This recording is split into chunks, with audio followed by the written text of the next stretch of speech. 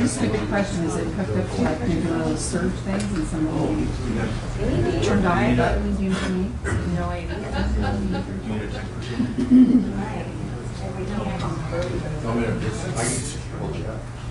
Well, just make sure it's plugged in. And the batteries are different. I was thinking they're new batteries, so. Oh, they are. You know that they're new? Well, this is the remote that they gave us, so we might need to. What size are your batteries? They are AAA. Now that I can't get the backpack off.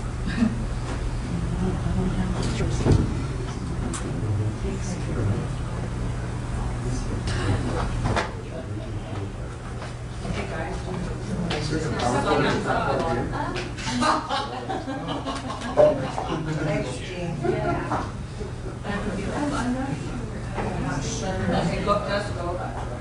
I think it's even on the spider. Let me try some.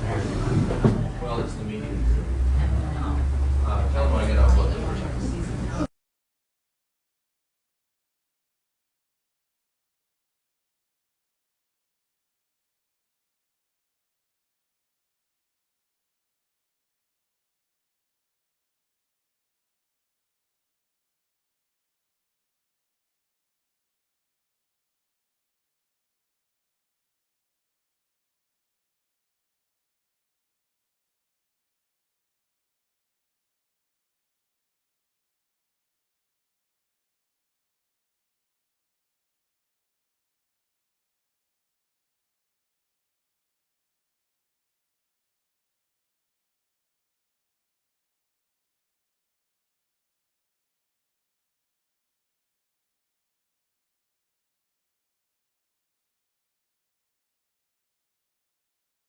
They need to contact the court. This Yeah. absolutely. Okay. Thank you.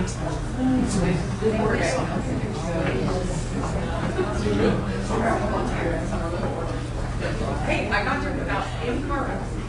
It's good. Yes. Otherwise? Yes. And I told my, I'm sorry. Yes, talk a lot. Fast. Well, I know that. I have a little Honda. You need to switch one. Well, we have a big old SUV. We leave my house at 7. Yeah. Well, it's pretty fast. We went an hour and a half. Oh, so you go. Yeah, we're Down to there. it was a little thick today on the line, but as soon as they all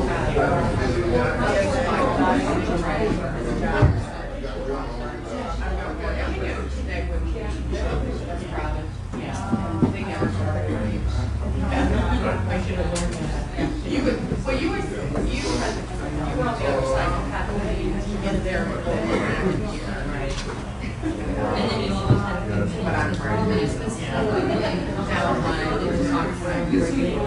yeah. Who do you know? Who do you love? Yeah. Are you gonna start singing now?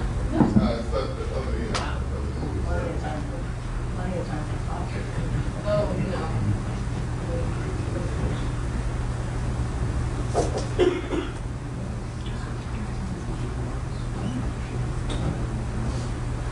Well talk, everybody?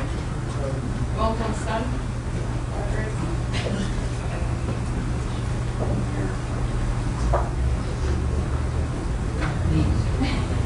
Oh, yeah. We'll talk later. I will read. There's really nothing firsthand. Yeah. I don't know how I heard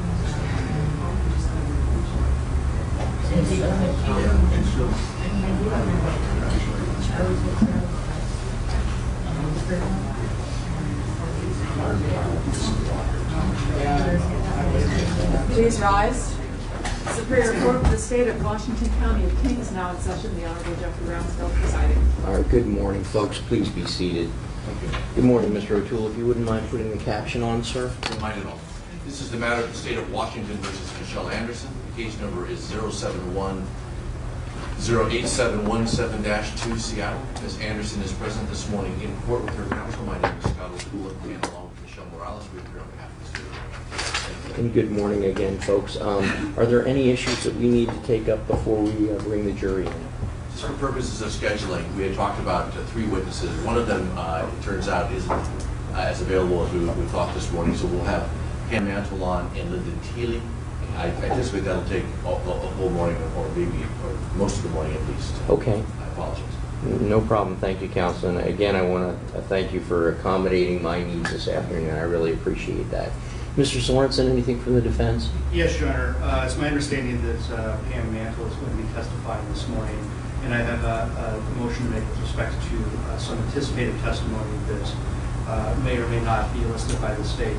I know that in the McEnroe case, Ms. Mantle was allowed to testify without objection to a number of character traits of the victims in this case. For instance, Scott Anderson's high school interests, his sports, his grades, things that Nathan and Olivia liked to do. I would object to that line of questions and those answers. Those items, those materials are not relevant to any issue that is an issue in this case. It's unduly prejudicial to the extent that there is no relevance. Frankly, it's just not relevant any more than any negative character traits would. All right, thank you. Mr. O'Toole, not knowing exactly what the parameters you anticipate being are, why don't you sort of fill me in and maybe help Mr. Sorensen anticipate what's coming? Your Honor, it's certainly not the state's intention to present testimony through Pam Mantle along the lines of the penalty phase testimony or anything like that. But I do believe the state's entitled to give somewhat of a picture to the jurors of who these victims were. They're not limited to literally a photograph knowing who the victims were. But they're entitled, I think, to know a little bit about their background beyond simply age and date of birth and what they look like. And I'm not intending to go at great length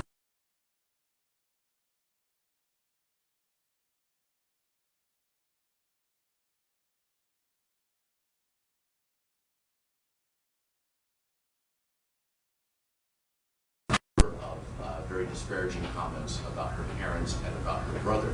There will be no comment on those comments, but there certainly would be, I think, unfair to the state, to the witnesses, to allow this jury or to prohibit this jury from getting a more complete and accurate full picture of who these people were. So, for example, I would anticipate asking Ms. Mantle questions about how well she knew Wayne and Judy, how well she knew Scott, and of course her grandchildren and things like that. But I'm not planning on going down a path that says only tell us good things, or I think it's fair and a complete picture to say that Scott Anderson graduated from Cedar Crest High School and he played football. And there's nothing inherently unfairly prejudicial. I think that's the standard. It's not whether it's prejudicial. In theory, everything the state presents at any trial is prejudicial or would not be relevant. The question is it unfairly prejudicial? And that limited glimpse, giving a more complete picture of who these victims were, and it will be limited, I think is not unfairly prejudicial. All right, well, and some of it would be relevant regardless. For example, the high school football issue could arguably play into the question of whether any of this was self-defense, particularly knowing the size of a man Scott was. So, Mr. Sorensen, I'm disinclined to grant your motion in the abstract. I think there are certain parameters that we all kind of recognize would be applicable here, but a blanket prohibition on any information about character traits at all or who these folks are, I think is a little bit overbroad. Is there anything in particular that you want to steer clear from? Yes, Your Honor. Just to read from the transcript of the McEnroe guilt phase of the trial, in describing Olivia Anderson, this man who testified, she loves horses, she loves dancing, she loves anything outside, she loves flowers, she loves what typical kids like, described her best friend Kelsey. My assertion is that those things are simply irrelevant in this case, and they don't have a place here. I understand why the state wants the jury to know about these people, and I don't disagree that any of these things are true, but they're irrelevant, and we're asking to exclude those types of character descriptions in the state's case in chief. If it came up as an issue in rebuttal, if, for instance, we tried, I can't imagine how it would be relevant in our case, but to introduce pertinent traits of character of the victims in this case, then the state would certainly be entitled to rebut that, but it hasn't become relevant. Okay. So that's the basis of it. Understood. Thank you, Mr. Sorensen. Well, it really boils down to unfairly prejudicial. That's what we're talking about, as Mr. O'Toole pointed out. If the rule was simply the state's precluded from presenting any prejudicial evidence, then no trials would ever be had. But the question is it unfairly prejudicial? And it seems to me that some information with regard to who these particular individuals are is appropriate. And quite frankly, the jury gets the benefit, if you will, of seeing Miss Anderson for 6 weeks in front of her every day. And I will note for the record, because it's probably not in the record anywhere, that there were times yesterday when she openly wept when the testimony was being presented by her sister. That wasn't lost on the jury.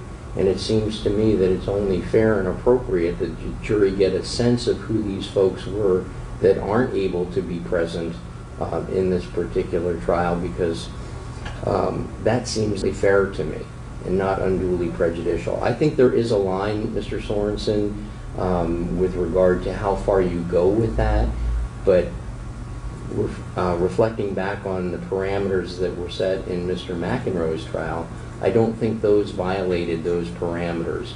So I'm going to deny the motion. If there's some point in time, you have the transcript in front of you, sir. If there's some point in time where Mr. O'Toole goes beyond the bounds of what occurred in Mr. McEnroe's case, then I would appreciate you alerting me to that. But I think the parameters that were set there were appropriate and not unduly prejudicial. So I'm going to deny the motion with the understanding that if Mr. O'Toole goes beyond those parameters, you'll let me know, since you have a transcript in front of you to compare. All right? Thank you. Anything further, folks? Not from the state, thank you. And Ms. O'Connor, anything? No. Okay, thank you. Then Kenya, if you'd be so kind as to bring the jury in. Thanks.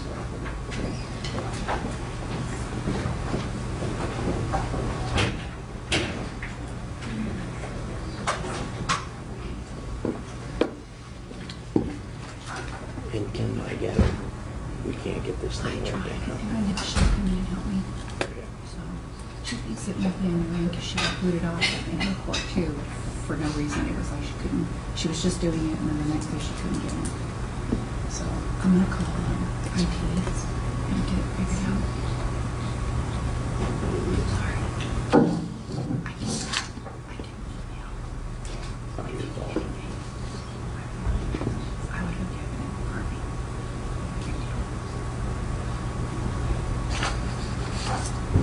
Your Honor, may I raise something?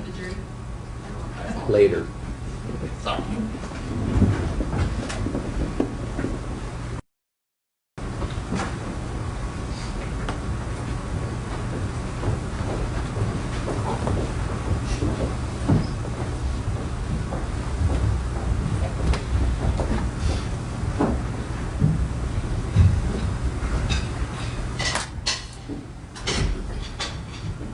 And good morning, folks. Please be seated.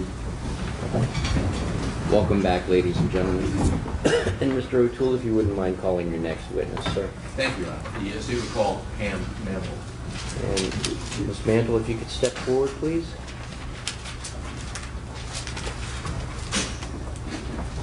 Good morning, ma'am. If you could just step up here and raise your right hand, I'll swear you in, okay? Do you swear or affirm the testimony you're about to give will be the truth, the whole truth, and nothing but the truth? I do. Thank you, ma'am. Please have a seat.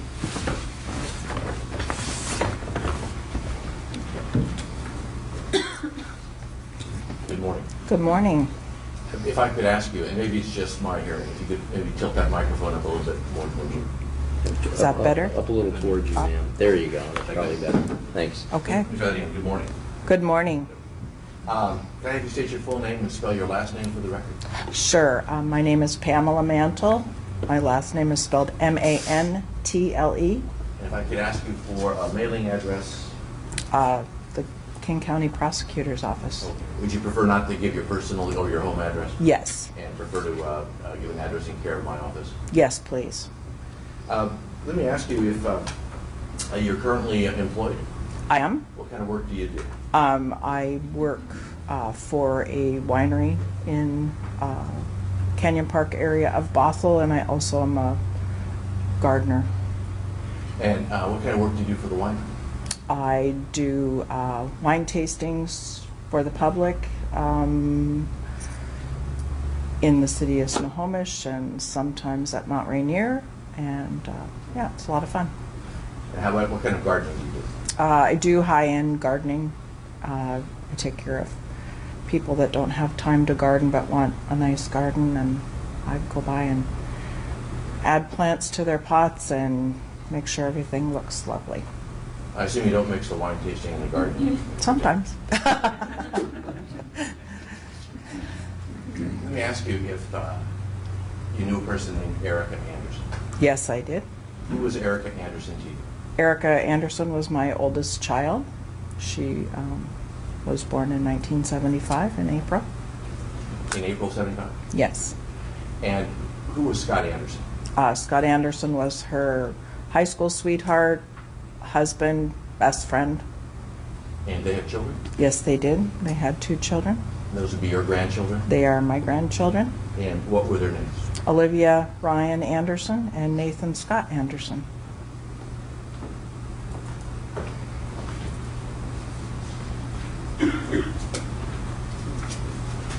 State's Exhibit 10 is marked for identification only.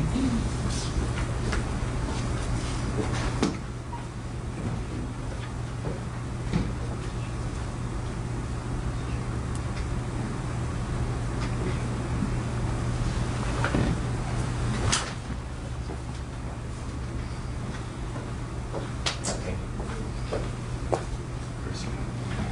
Let me hand you what has been marked for identification as State's Exhibit number 10. All right. And I'll tell you that the first couple of slides in that are already admitted as State's Exhibit 8. Okay. So I'll ask you if you could look through those first couple of slides and confirm with us whether you recognize who those people are. Yes. Who are they to you? Wayne and Judy Anderson, Okay. and they were my daughter's in-laws. And the next slide? Is my son-in-law Scott, The next slide? my daughter Erica at her baby shower, And the next 2 slides? Olivia Anderson, And the next slide? is Nathan Anderson. So if I could have you take a look at the slide that's marked Exhibit 10A. That has not been previously admitted, the second to last slide.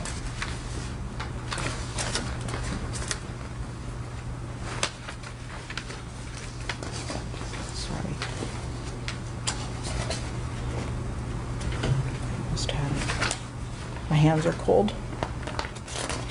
Yes. Can you tell us whether you recognize that image? Yes, I do. And what is the image that's shown in State's Exhibit 10A? That is the Anderson home in Carnation. And by the Anderson home, you mean Wayne and Judy's home. And then the slide that's marked State's Exhibit 10B. Yes. And what do you recognize that to be? The inside of Wayne and Judy's home in Carnation, and my daughter and Scott and Michele and Joseph McEnroe and Olivia as a baby. Had you been inside or had the home of Wayne and Judy in the past? Yes. And is that picture a fair and accurate representation of what the inside of that home looked like in about 2007? Yes. You know when this photograph was taken? I believe it is in 2002 And why do you believe that? because Olivia's a baby. Other than that, does the configuration of the furniture look the same to you as you knew it to be in 2007? Yes. You're going to say it would offer what's been marked for identification as State's Exhibit number 10? Okay, 10's admitted. Thank you, Counsel. Thank you. So if I could ask Ms. Morales to show on State Exhibit 10 the first slide from State Exhibit 8.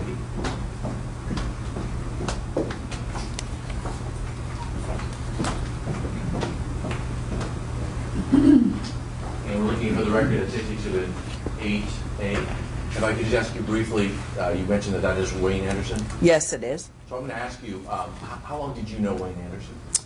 I knew Wayne Anderson about 1992.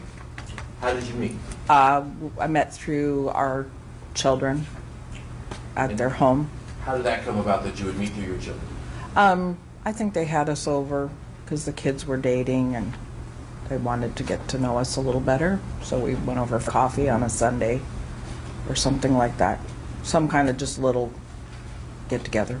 So you say that was 1992? Yes. You recall how old approximately Erica and Scott would have been in 1992? 17. And how long had they been dating at that time? Oh, a few months. But they had known each other the previous school year because they were on track together. And did you know where Wayne worked? Yes. Where did he work? He worked at Boeing. I believe at that time it was Boeing in Everett. Did you and your family socialize with Wayne and Judy? Yes, from time to time, much more after the kids got married. And how frequently or how often? Oh, 1 or 2 times a year we would get together. You know, some years it might be 3 times if, you know, we did 4th of July because Carnation had a 4th of July get together, and sometimes we would go to Wayne and Judy's for 4th of July. I know that sometimes when two people get married, the in-laws sometimes compete for the holidays, Christmas and Thanksgiving and things like that. Yes. Was there any particular pattern or practice as to where Christmas Eve was spent versus Christmas Day, that type of thing? Christmas Eve was usually at the Andersons. Any particular reason why? Because Wayne liked to have the kids at the house on Christmas Eve. And my family was more of a Christmas Day kind of a family because that's how my parents did it. We were more, some people do Christmas Eve, some people do Christmas Day. Is that the way things were sort of planned for Christmas 2007? Actually, no. We actually had a party a couple of days before Christmas Eve at our house because we knew Scott and Erica were going to Wayne and Judy's on Christmas Eve, and Erica and Scott, I believe, wanted to spend Christmas Day at their home in Black Diamond with the kids. And when you say we were having a Christmas party a couple of days before Christmas Eve, who do you mean by we? My husband Tony and Erica, Tony's mom and dad, Sarah and her fiance, and my son Joe, and some other family members, cousins and stuff. It wasn't a huge event. It was just a get together. So you mentioned Sarah. Who is Sarah? Oh, Sarah is Erica's sister, who's 3.5 years younger. So Erica was your oldest child, you say? Yes. Followed by Sarah? Sarah. And then Joe would be the youngest? Joe is the youngest, yes. Thank you. We can see the next slide. And I think you told us you recognize that to be Judy Anderson? Yes, that's Judy Anderson. And did you socialize with Judy outside of contact with Wayne? Judy and I worked together in 1994 because they needed a substitute rural route carrier because one of the ladies was having a rather major surgery, and so Judy asked me if I wanted to apply, and I did the postal training and passed the test, and so we worked together for about almost a year at the Carnation post office. And that entire time, were you a substitute, or did you eventually hire on full-time or regular? No, I was just a substitute. Yeah.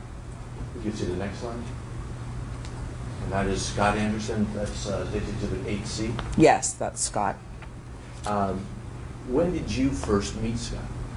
I met Scott on his 17th birthday because they were supposed to go to a homecoming dance, and he was on the football team and my daughter was on drill team, and they decided instead to go to a movie. And Erica brought Scott over to the house for us to meet him because they had just started dating, and she wanted us to meet him. Did you know beforehand that they were going to change plans and go to a movie rather than Homecoming? Kind of. You know, Erica was a kid that I kind of just let her do mostly what she wanted to do. I would have preferred she went to the dance, but she wanted to go. They wanted to do something different. She was tired after 4 years of going to dances and buying clothes and, you know, fancy clothes for her. They just thought they'd rather do that. So it was Scott's birthday, so they went.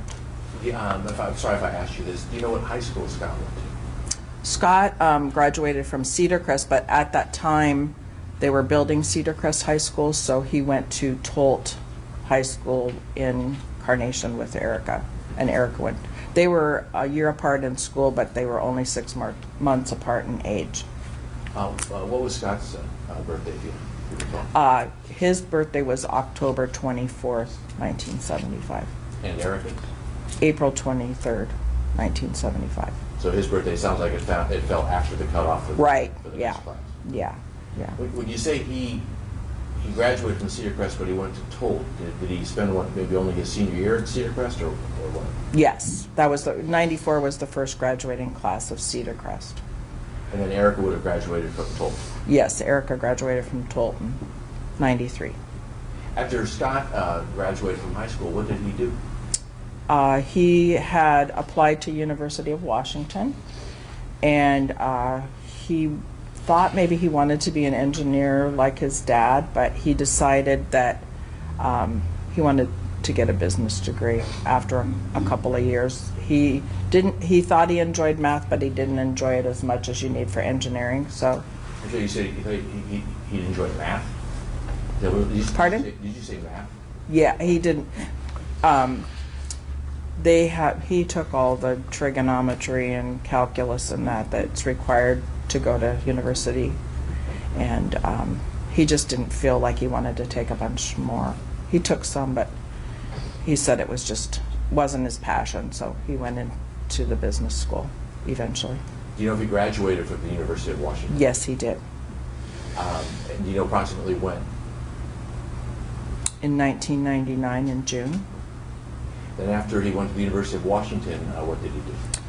He started applying for jobs and found that most of the jobs that he was applying for didn't pay as much as he was hoping for. And at the time, my husband was looking for summer help, and a lot of college kids do summer help on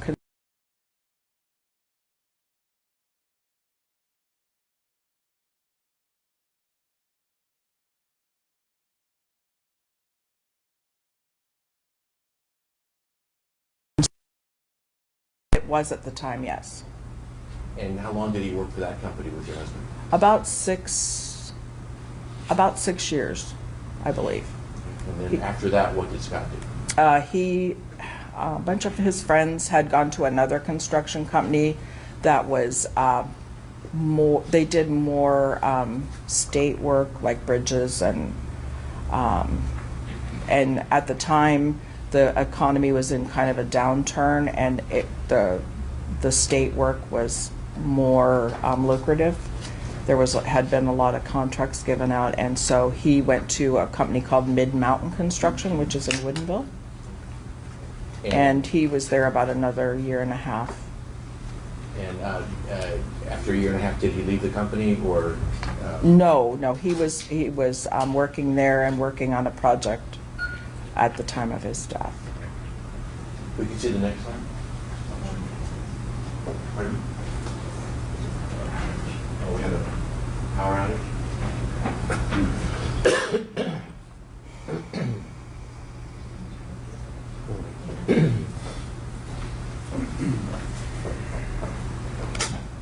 Susan, you want to get the lights so everybody can see what they're dealing with? Thank you.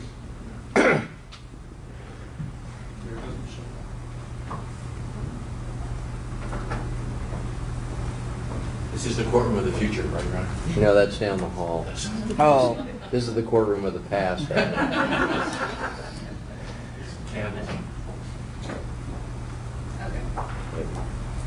Remember things called photographs? We used to use those. I've heard about this. May I ask you, then when would be the last time that you saw, oops, if we could leave this maybe the real light on? There we go. It's just so we're not talking in the dark. If I can ask you, when's the last time you saw your son-in-law, Scott? That would be the night of Thanksgiving in 2007 And Thanksgiving was held where? at our home in Snohomish County. So I take it he then wasn't at your home a couple of days before Christmas Eve for that Christmas? No, he was not. He was working. So if we could see the next one.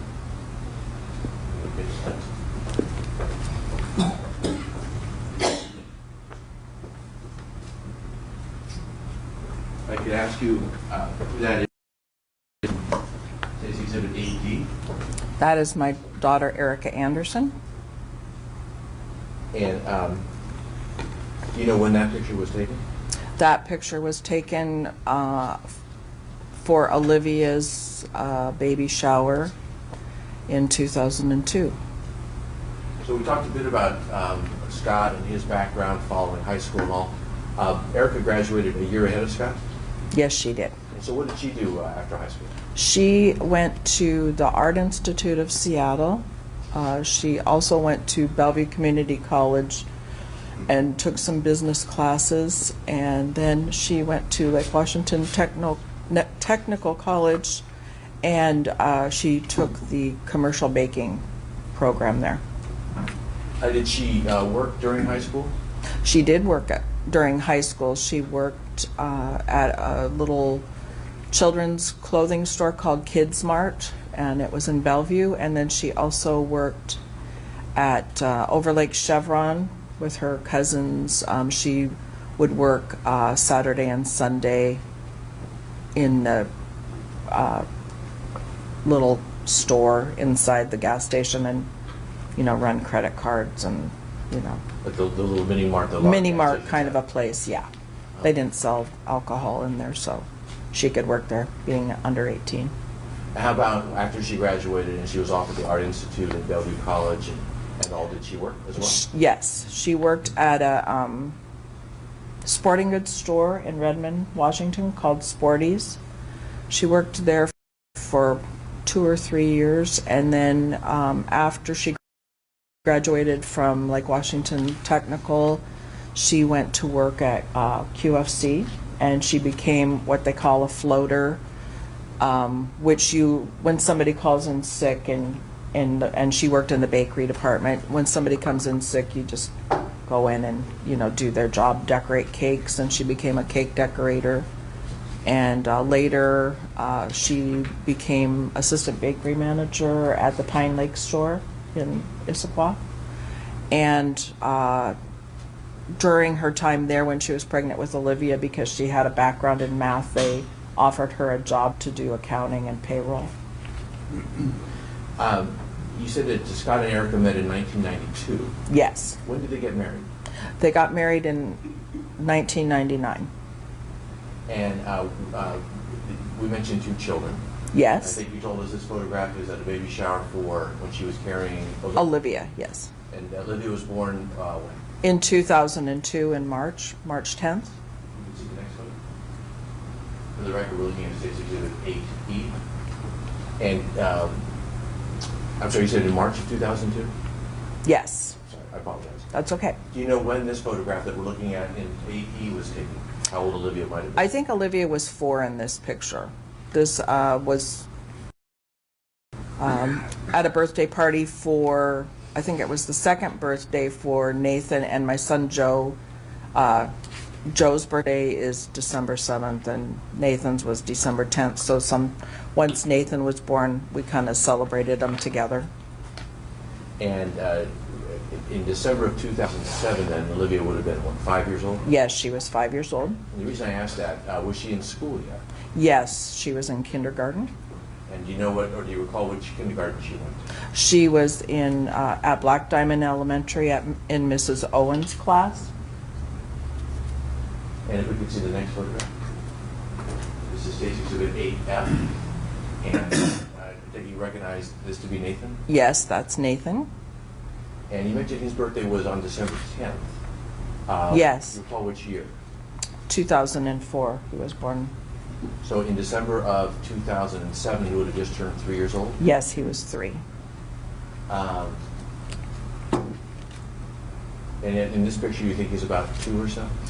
I believe that is in, I know that's at Wayne and Judy's, and I believe that is in 2006 because, just because of how he looks in that picture, and that's Wayne and Judy's piano or organ. That's how you know? Yeah.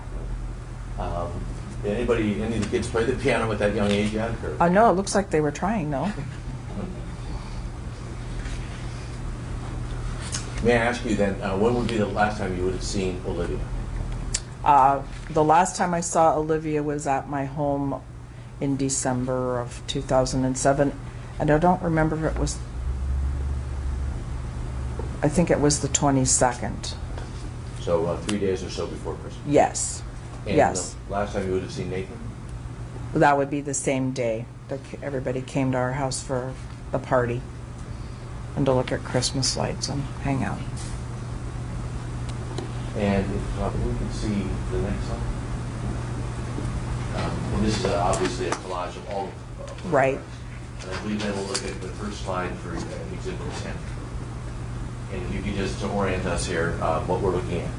This is Wayne and Judy's home in Carnation, and this is the beginning of they had a kind of a circular driveway up by the house, and then they had a parking area at top so you could load and unload groceries. If I could just turn the lights on.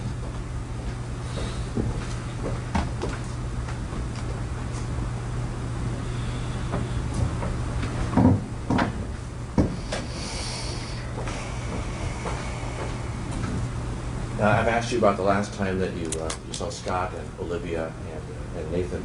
May I ask you then, when was the last time you saw Erica, your daughter? That would also be on December 22nd of 2007 or And thereabouts. That same Christmas party? Yes, same Christmas party. Yeah. So I've asked you the last time you saw her. When was the last time you talked to Erica? How frequently would the two of you talk? Usually every day, because we just liked to talk on the phone and know what each other was doing. And when was the last time then that you talked to Erica? The last time I talked to Erica was about 3:30 on Christmas Eve of 2007. December 24th? Yes, How many times did you talk to Erica on Christmas Eve? at least 3 times. And why so many times on Christmas Eve? Well, because we had given her some gift cards, and she was going shopping, and I called her to see what time she was going shopping and where she was going, and just general mom and daughter chit chat. And she was excited about the holiday, so we were excited about going shopping, and so we just kind of discussed what she maybe was going to buy. Do you know what time of the day on December 24th that first telephone call was? Oh, probably before 10 o'clock in the morning. Was she planning on going shopping that same day, Christmas Eve? Yeah, she was getting ready to go out. And did she tell you whether she was taking the children with her? Oh, she did, yeah. She took them. She was going to Kohl's, I think, and Fred Meyer. Going to where was the first one? Kohl's. When's the second time you spoke to Erica on Christmas Eve? Probably after she got home, which would probably be about 1:30, thereabouts, after lunch. And I called to see what she had picked up at the store. Just, she was getting some extra gifts for the kids, and my brother-in-law was in the hospital, and so I wanted to ask her if she'd call my sister and talk to her aunt and uncle, and because my sister was going to be spending Christmas Eve alone for the first time in her marriage, and my brother-in-law was very ill, and so I wanted to make sure she called him and said, I'm thinking about you. And Do you know whether Erica did actually call your sister? I do know, because I called her like an hour later and asked her if she called her. So to ask you then about that third conversation on Christmas Eve with Erica, is that the last time you ever spoke to her? Yes, it is. And during these three conversations, the first, second, and third, are you calling her, or is she calling you, or is it a little bit of both? A little bit of both. I don't remember who called who first, but I know I called her to ask her to call my sister, and I know I called her to see if she did. And you said she had called you? Yes. Yes. And she might have called another time in between from, you know, I don't know. She had a new cell phone. So she may have called in between. I don't remember if it was 3 or 4 times we talked. So I apologize if I asked you this. What time would you have called her that third time on Christmas Eve? I believe it was about 3:30 because I knew they were getting ready to go to the Andersons, leaving about 4-ish.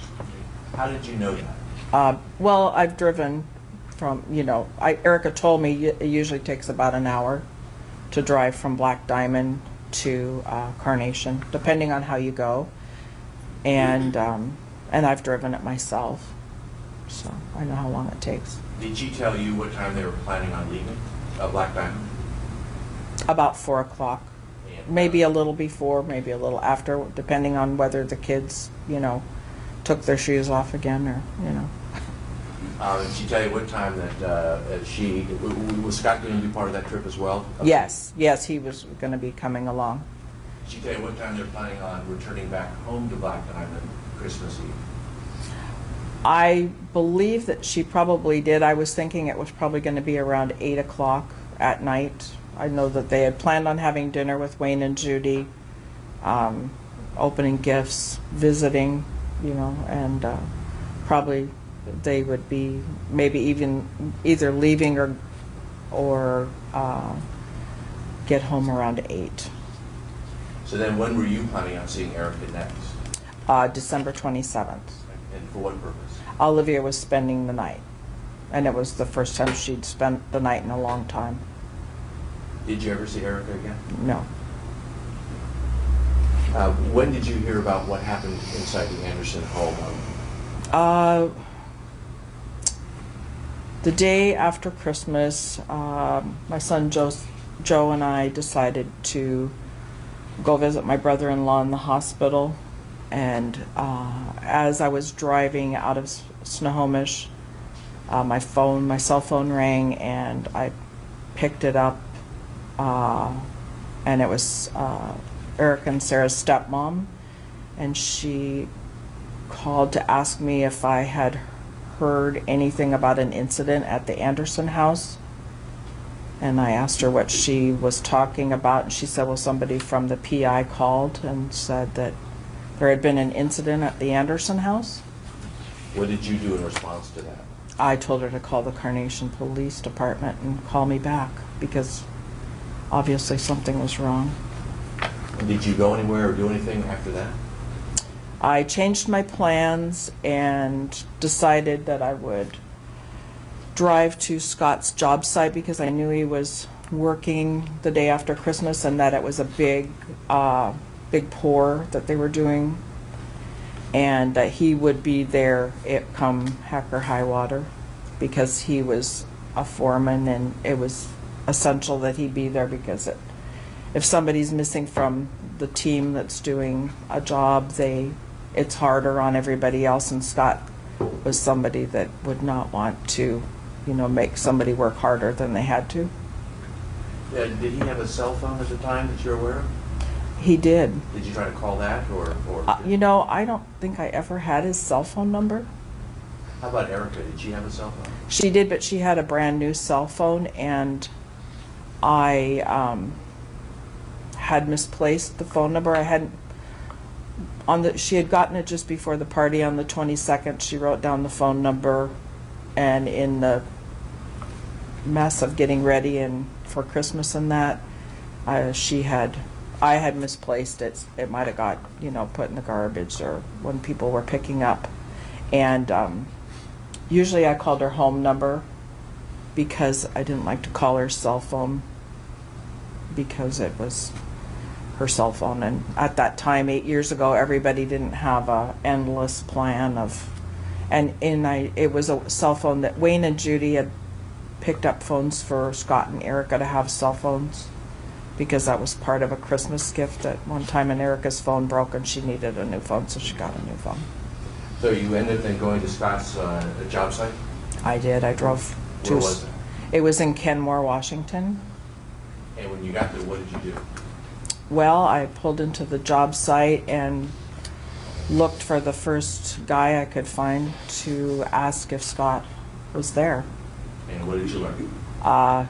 He said he hadn't, the young man that I spoke with hadn't seen Scott all day, but he was going to go and get his supervisor and find out if Scott was there. And did that happen? Yes, he went and found the supervisor, and this was probably around 2-ish in the afternoon. And this is December 26th? December 26th, yeah. And did you learn whether Scott had ever shown up for work that day? They said that he never showed up. Then what did you do? Oh, gosh. Well, I got back in my car, and Joe was with me, and... Joe being your son? Joe, my son. How old was he at the time? 11. And I said I couldn't find Scott, and I don't know where he is, and so I guess we'll drive home. And so I started to drive home, and my house is about 20-25 minutes from Scott's job site, and as I drove home, Tony called and said I needed to come home, and I said I know, and he said how do you know? And I said because Scott's not at the job, and he goes, what are you doing there? And I said I went to go look for him because I couldn't get a hold of Erica. I'd been trying to call her for a day and a half, and people thought I was overreacting because I couldn't get a hold of her, and so I just decided that I would go home, and Tony said that's a good idea, and so I drove home, and I told Joe that something bad had to have happened and that our whole life was going to change.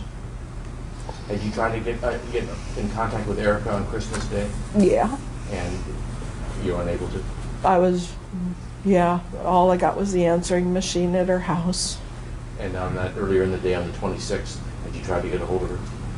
I believe I called her in the morning. I don't really remember because we were kind of jumbled up the day after Christmas, but it was always in the back of my mind. And actually when Sarah came for Christmas dinner with her fiance and her son Jack, I asked Sarah if she'd heard from Erica because she had the new cell phone number in her phone, and I asked her, did you talk to Erica today? And she said, no, I haven't heard from her. How about you? And I said, no, I haven't heard from her either. I've been trying to call her all day and nobody's answering. And she just said, yeah, I just got voicemail too. And so yeah, so I drove home, and when I got there, Tony said that the King County Sheriff was on their way. And did you meet with detectives from the King County Sheriff's Office that We day? did, yes. They arrived shortly after I got home. And did they tell you what happened? They actually asked us if we knew anything that had happened, and I said I didn't. I said, although I told them the story of going to the job site and that Scott wasn't there. And they told me that, everybody had been murdered at the Anderson house, and I just... I'm going to show you one more slide from Exhibit 10. Okay.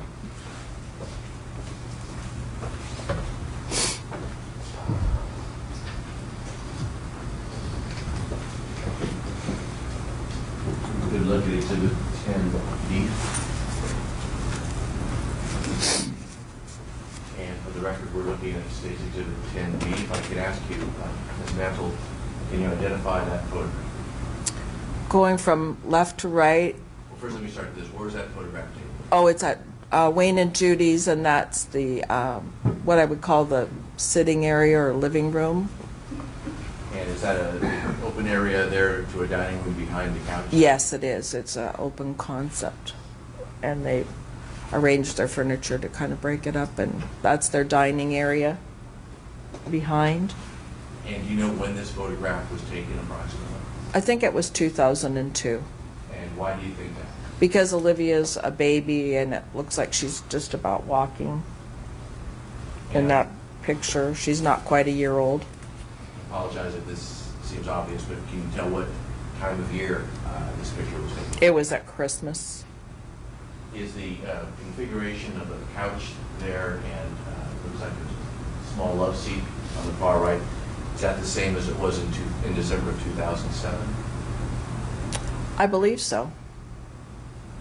And do you recognize the people who are pictured in this photograph? I certainly do.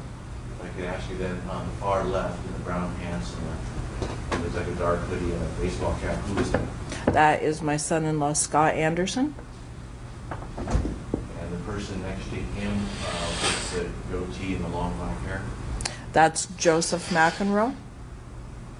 And the person to the right, our right of Joseph McEnroe, do you recognize that person? Yes, I do. Who is That's that? Michele Anderson. Is that the same person who we've seen sitting in court here the last day or so? Yes, it is. And then continuing to the right, the young lady in the red top. That is my daughter, Erica Anderson, and her daughter, Olivia, she's holding. May I ask you, I talked about Wayne and Judy and Scott and all. How well, in December of 2007, how well did you know Michele Anderson? I didn't know Michele very well. I knew her more when she was younger, like in high school, because my daughter Sarah and Michele were in the same class in junior high and high school, and they both had an interest in art, and so often they would be in the same art class, and so I knew Michele more as a teenager than as an adult. As a teenager, did you have much contact with her? I had some contact with her. I think I foiled her hair a few times because I also have been a hairdresser for 31 years, but I'm kind of semi-retired. I know I should probably know this, but what does foil someone's hair? Oh, putting like high lift color or bleach in their hair and cutting out pieces and with a comb and making it look like you've been in the sun.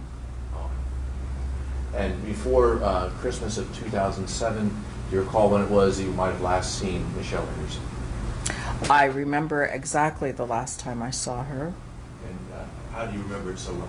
Because we were getting ready in 2006 to go to Hawaii, and my son wanted an iPod, and Sarah, my daughter, and Joseph McEnroe both worked at the Target in Redmond, and so we would usually go to that Target even though we lived about 20 miles away, and there were ones that were more convenient, but we went there because I knew some of the young people that worked there, and I thought maybe I could get, some help, because I knew nothing about iPods in 2006. It was all new to me.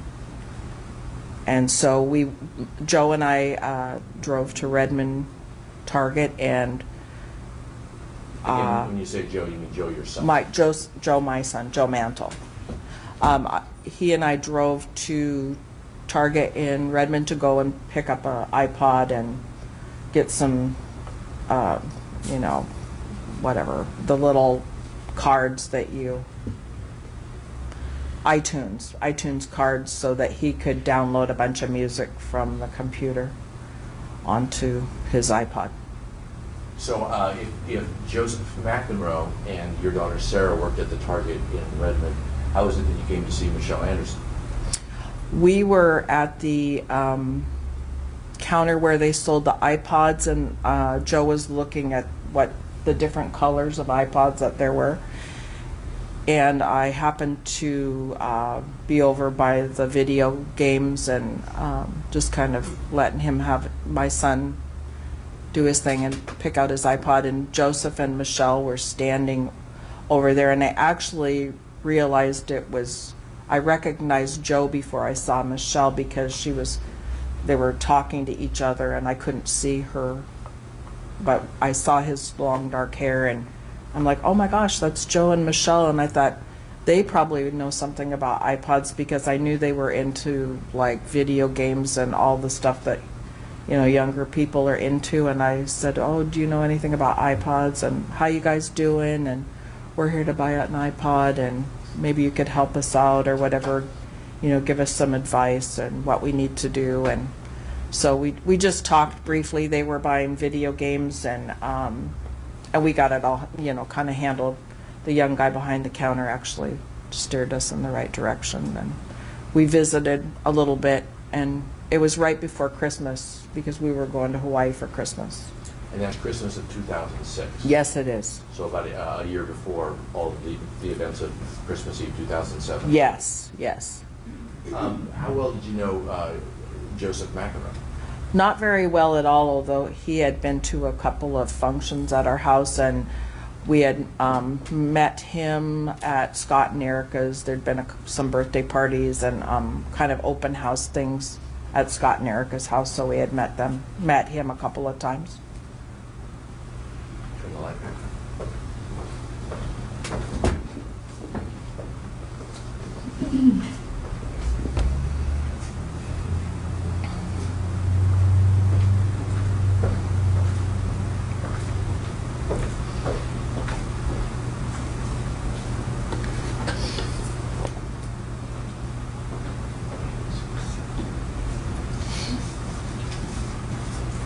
I'm going to show you what has been admitted as an exhibit, which is State's Exhibit number 7.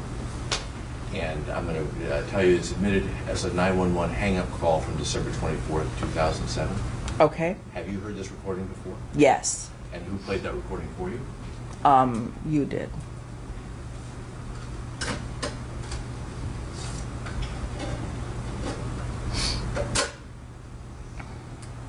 I realize this is old technology, but I need to ask a question.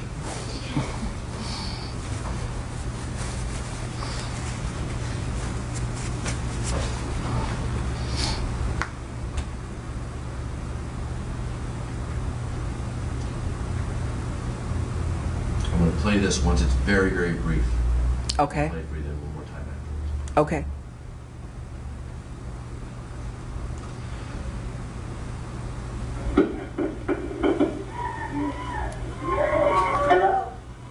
Hello?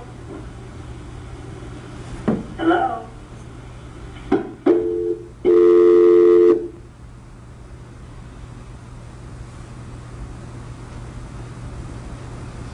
I'm going to play it one more time. I'm going to ask you in that brief moment before the 911 dispatch says, hello, hello, there appears to be a sound or a voice. I'm going to ask you if you recognize that voice. Okay.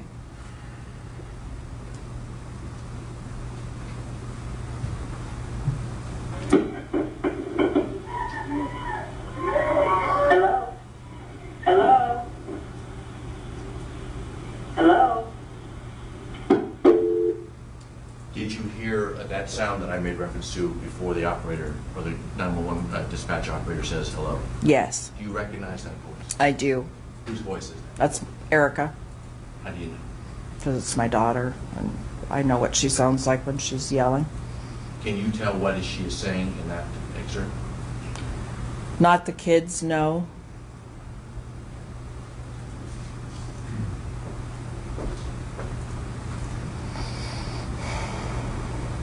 Those are all the questions I have, Your Honor. Thank you. Thank you, Mr. Thank you. Cross-examination, Mr. Sorensen.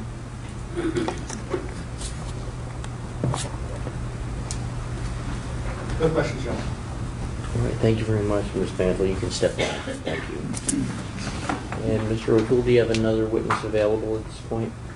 Our next witness, and I think it's our final witness for the morning, is Ms. Keeley. She's in a wheelchair, so I need to see if she's just outside the... Okay, great. Go ahead and check. Thank you.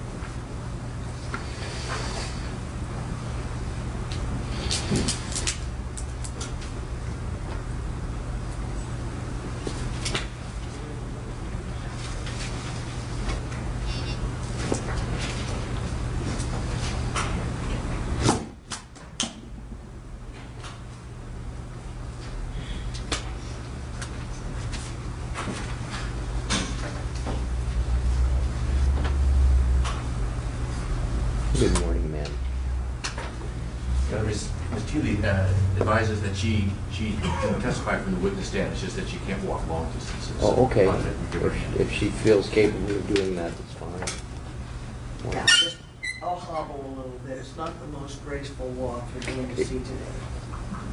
Take your time. Thank you. Good morning. Have a seat, Miss Teely. Go ahead. And if I could just ask you to raise your right hand, I'll swear you in and we'll get started. Yeah, it was the other right. You swear affirm the Good start. testimony you're about to give will be the truth, the whole truth, and nothing but the truth. I do. Thank you, ma'am.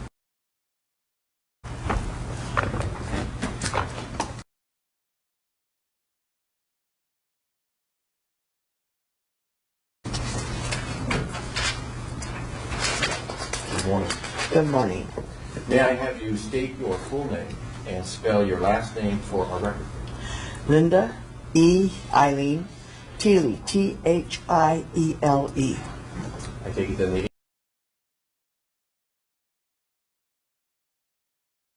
H in Thiele is silent. Yes.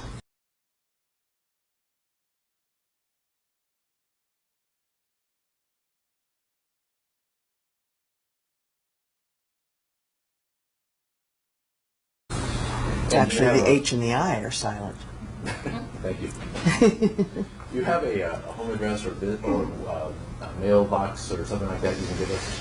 23402 Woods Creek Road, Snohomish, 98290. And Woods Creek Road, that sounds like it's way out somewhere. Right, that's why I don't worry about giving my address. You'll never find it. Thank you. Ms. Thiele, are you currently employed No. and currently retired? Yes. How long have you been retired? Since shortly after the events in Carnation. I couldn't continue to run the routes. So let me ask you then, before you retired, what did you do for a living? I delivered mail for the Carnation post office. And how long did you deliver mail for the post office? 11 years. Did you have a particular rank or title or? No, I had been a sub, is what I was, on all 4 routes. A substitute. Thank you. When you say a substitute, were you a substitute for 11 years? Yes. And when you're a substitute, does that mean you only work certain days when you're called in, or parts of days? Or? That means you pretty much work every day. I work pretty much 6 days, 10 hours a day. And that's a substitute? That's a substitute. What do people who work regular hours work at the post office? Same thing? Or? Because they know the route better, they probably put in about 7 or 8 hours a day, whatever days they want to work, 4 or 5, depending on how many substitutes you have. And this might just be my problem. It sounds like as a substitute you're working more hours than the regular Yes. people. And that's how the post office does it? Because they're sort of clumped in with the services, they don't have to pay overtime, and they can work you to death. Okay. And you said there were 4 routes in Carnation? Yes. And this is going to sound really stupid, but how are they determined? Are they geographic, or are they? Yes, north, south, east, west. Very good. And you carried mail for all of those routes? Yes. Did you carry mail for a route with the home of Wayne and Judy Anderson? Yes. And you recall what street that was on? No, I don't. If someone suggested 346th Avenue Northeast, would that sound about That right? sounds good. Okay. When you're carrying mail in Carnation, are you carrying it also for inside the city, or just for all of the rural areas surrounding? No, they don't have city and rural. They're together. And when you're doing the mail delivery outside the town of Carnation, are you walking up to doors and dropping off envelopes, or are these mailboxes that are out on a road? Mailboxes, but you have to take packages also. And as a mail carrier for 11 years, so you would have started about, what, 1996 or so? I guess. I'll have to depend on your math on that one. No need to do that. But if the events that happened at the Anderson home were in December of 2007, would you have been working then, starting 11 years before that? That would be correct then. And did you know a person by the name of Judy Anderson? Yes, she was my best friend. How did you and Judy meet? When I started at the post office, they were very clannish. They didn't talk to each other, much less to somebody that was new. And so when I started, when I walked, there was a route here, and then my route was over against the wall. So I had to walk past Leslie to get to where I was casing Nell. I said, "Good morning, Leslie." She says, "Don't waste your time saying good morning to me. I don't talk to anybody." This is your first day on the job? This is my first day on the job. I says, "Well, I'm still going to say good morning to you." And a little bit later, Judy came over and she says, "Take a break," she says, "and I'll talk to you."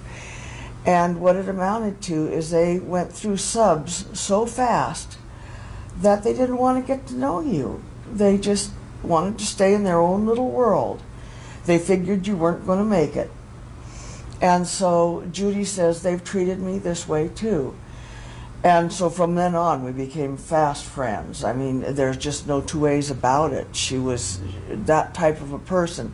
She would come out not just on her route, she would come out on any route I was working on and help me do the mail so I got back on time. Ask another question to be asked. I'll sustain the objection at this point. Counsel, ask another question. Do you know how long Judy had been working at the post office before you?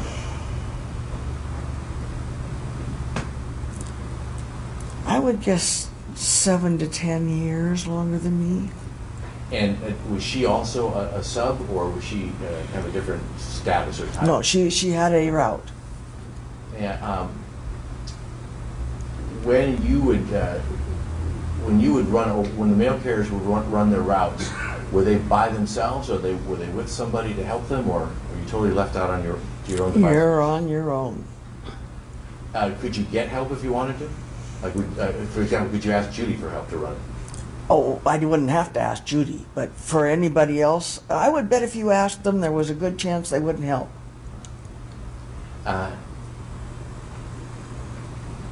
When you ran your route, did you deliver mail then? Was it a regular route, the route that went to Wayne and Judy's house? Usually I ran another route, but progressively I ran more and more. After running the first route, then I started running, I think Judy's was the second route that I started delivering on. Would she run her own route? Do you know? Was that allowed? I didn't know if that's allowed. Could she deliver mail to her own houses? Yeah. Did you and Judy socialize together? Yes. Tell us sort of how often.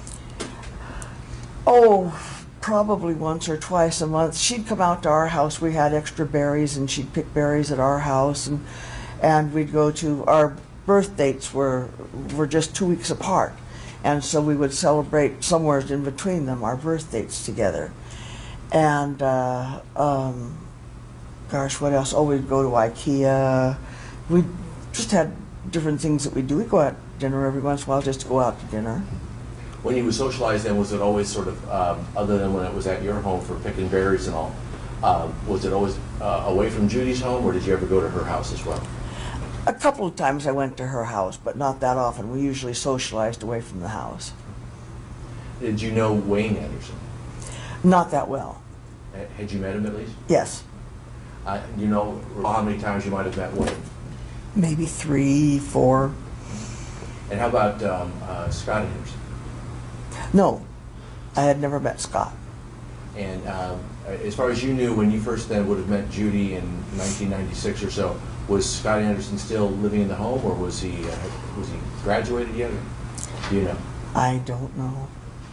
How about did Judy have any other children other than Scott? Yes, she had Michele and Mary.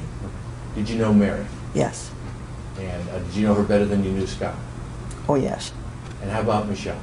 Yes. And how well did you know Michele Anderson? She had come to a couple of the dinners that Judy and I, whatever reason we were at dinner together. And is Michele Anderson sitting in court today? Yes. And could I ask you to describe where she's seated and what she's wearing today? She's got long brown hair and she's wearing, looks like a brown or a mauve top, sitting at the first table in the middle. So you were working at the post office then in December of 2007. Yes. And can I ask you then, before the Christmas day itself, when was the last day that you would have worked at the post office? Did you work Christmas Eve or not? Yes, I worked Christmas Eve. Do you remember or recall if Judy worked Christmas Eve? I don't think she worked Christmas Eve. Do you recall when it was when was the last time that you saw Judy? The 23rd, probably. And what was the context of that? Work or socializing or something else? Work, because she was going to have the family over the next day. Did she talk to you about that? Yes. And did she tell you who she planned on having over the next day? All of her children and grandchildren. Did that include Mary as well? Yes. I take it the post office is not open on Christmas Day. No. And how about the day after Christmas? Are they open, December 26th? Yes. Were you scheduled to work on December 26th? Yes. And was Judy scheduled to work? Yes. So let me ask you, if I could, a little bit about December 26, 2007. You recall what time you came into work on December 26th? Probably between 6:30 and 7. Why do you say probably? Well, it's because it's 8 years ago. Oh. We would start early as we possibly could on the days after a holiday, Let me ask the obvious. Why would you do that? because there'd be a ton of mail. And you know when Judy was scheduled to come in on December 26th? You're not scheduled, you just come in. She should have been in by 7. Did she arrive at 7? No. And did that surprise you? Concern you? Her route is a short route, so I thought, well, and she's fast, so I thought, well, maybe she's just going to take a few more minutes, Now, when you say her route is a short route, you mean once she came into work, it would be a short route? Yes. She had the smallest route. So 7 o'clock comes, there's no Judy, you don't think too much of it. At some point, did you start to become concerned? By about 7:15, I started worrying, and by 7:30, I knew there was something wrong. There's just no doubt in my mind. Why'd you think that? Because she would never come in that late on the day after a holiday. Did you try to get